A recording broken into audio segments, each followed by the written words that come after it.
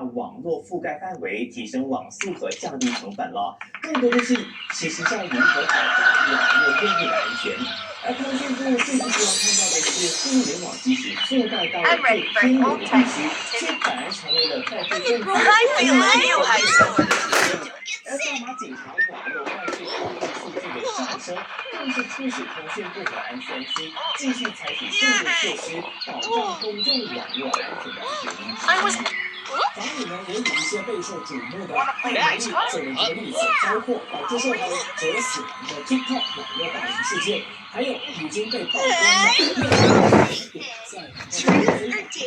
他说政府呢已经决定修订和制定几项法律，以便在不损害人民自由的前提之下，要确保公共安全持续受到保障。法里呢也再次提醒公众，虽然政府是希望人民能言论自由和受到尊重，但不代表任何人有权去损害、去骚扰其他人，甚至是分裂社会或威胁公共安全。除了要加大力度保障网络安全，法里在活动上提到了，如今已经有越来越多用户使用 AI 人工智能的应用程序。法里指出，政府正在研究以发放执照的方式来监管人工智能应用程序，以防止有人滥用这些新科技制作和散播儿童性虐待的素材。法里就提到，目前 SCIC 并没有强迫应用程序发放执照，而现有的法律条文主要是用来对付那些发送违法内容还有滥用网络服务的人士。另外呢，还有一点，政府呢将会在7月开始限制未成年的人士使用社交媒体。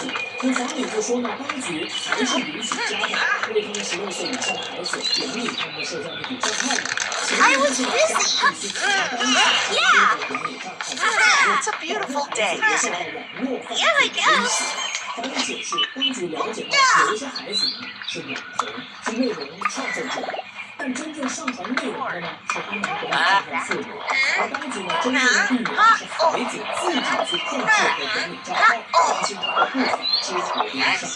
法里也口口婆心的提醒家长，智能手机、平板电脑、互联网订阅，这些都不是孩子自己购买的，这些都是由父母买单。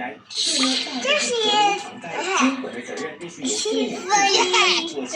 而在法里看来，任何数码设备都不能成为孩子的保护，父母亲应该给孩子设定安全限制和使用的时间。一旦发现孩子过度沉迷了，就应该采取适当的措施，必须教育孩子要懂得分寸。Do you know what time it is? No, but time is really a relative concept. Then I say it's time for a game of soccer. I couldn't agree more. 新州法理所监管防治性虐待素材，研究 AI App 新指导。紧随全球市场大调整，大 AI 初期用中国方厂洋行恐吓中国游客，勒索20万，漆黑警不情。光临家具厂火势冲天，烧光30台器械，摇篮主动清白。由国内保守派人士领军的反对非法宗教场所集会，请主会为警方的组成内幕部门手下依法的警告，他们依旧不理会。昨天晚上呢，就继续走上街头，在首都搜狗等有关注新闻的朋友都知道，主办方赞美以及资深的商业辅导人已经被警方逮捕。还有媒体报道呢，昨天晚上因为警方呢就对现场的一些集会者不愿意配合，就做出了激烈的反抗，导致场面呢一度出现混乱。昨晚媒体报道，昨晚延误8个小时集会，因为下雨延迟到9点才正式开始。不过，大约有100名警察早就驻守在现场维持秩序了。因为陆陆续续有一些参与集会的男女现身，警方也将他们带走制裁。It's well past midday and safe for a little sunbathing. 这是我们原因。还有人情绪激动，直指警方应该保护人民，而不是逮捕他们。而警方呢，则在现场不断的安抚，重申这不是逮捕行动，只是要求这些集会者配合警方调查。在爆发混乱之后呢，警方就开始封锁所有会广场入口的人行道，禁止其他人进入封锁的区域。被拘留的律师哈列夫在完成入供的程序之后呢，就告诉当今大马，他证实大部分参与集会的人在凌晨3点都被释放，警方呢则继续扣留集会号召人暂缓，或者对其他人朝尼姆起诉的。来到今天当时的高等检察长也召开记者会宣布， I don't really tan, but I could use a break.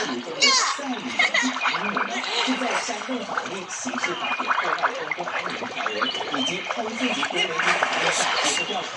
他说，警方是在集会规法131中与该集会相关的破坏之后才展开行动，同时当局就是让政府机关外国贵宾时国内却发生这样的情况。除了刚刚提到参与集会的19人之外，其中该组领导法比尔还提到，警方也带走3名反对集会的人士。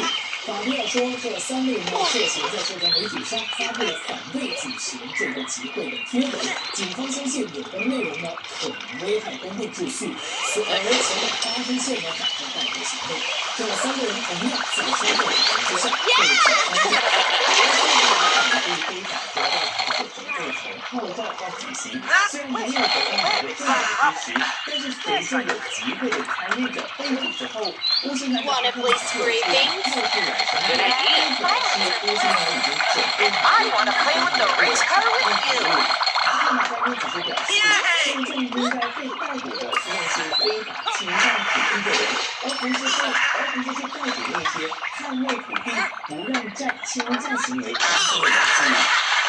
因此，老青年团那边呢也一样谴责执法当局逮捕集会者。民进团副团长他们说，3月指出就指控，昨天晚上被扣留的人民明显会见律师团，这种做法呢反映了政府正试图要压制人民捍卫法律至上的声音。他强调呢，政府昨天对执行集会的整个行为明显违反了宪法对民主原则和人民的言论自由。好，我们先休息一下。刚刚在中国报刊面试中，中国女校王妈旅游被警察勒索的新闻。根据消息呢，干案的黑警当中有7人还是全副武装，穿着警察制服和配备，深夜闯入一间豪宅，完全是无法无天、人生反制的警队的形象。台北昨天晚上呢，发生了一起恐怖的攻击事件，一名50岁的男子。